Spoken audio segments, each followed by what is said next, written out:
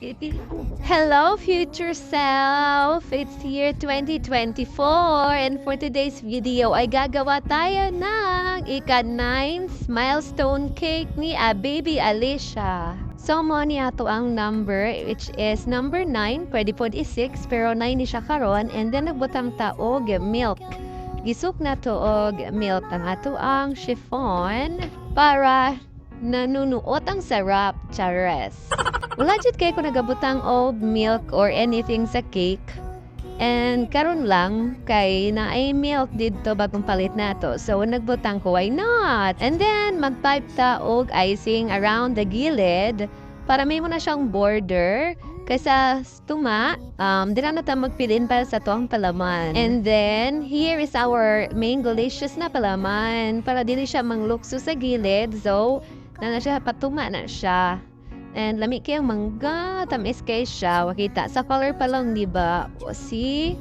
And then, nagki-cubes lang na ako na siya. Makahurot ko siya, diraog, isa kaaping sa mangga. After na nato ma-feel ang ato ang cake, ibuta man nato sa ibabaw ang the other half sa ato ang number cake. And then, buta man nato siya og boba straw.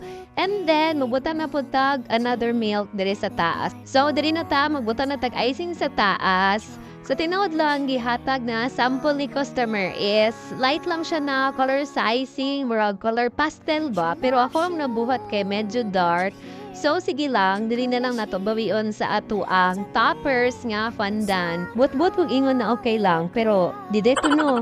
And yes, mga na ato ang cake, upat siya ka color. And nanato diri sa to pinaka-exciting na part ang pagbutang sa toppers. So, yun na ako ang name sa baby. And then, ang aton nibuat ganina nga mga fondant nga macarons, French macaron. Usually, kaning mga chocolate bar is chocolate di dapat akong ginagamit. But this time, akong ginagamit is fondant. And then, very enjoy kay ko sa pagbuhat, ani. Kabalo pa mo nga ang starting price sa number cake is 650. So, dapat pag inaani na daghan na siya mga fondant topper, so mag-add jud taan na usually moabot nun ni siya og 850 to 900. Pero since kuan butan man ko charis gihatag lang nako siya sa regular price, so palugi nga presyo ba. Ang joke lang. So this is the final look of our number 9 milestone cake ni Alicia Natalia, guys. Thank you so much for watching. Bye.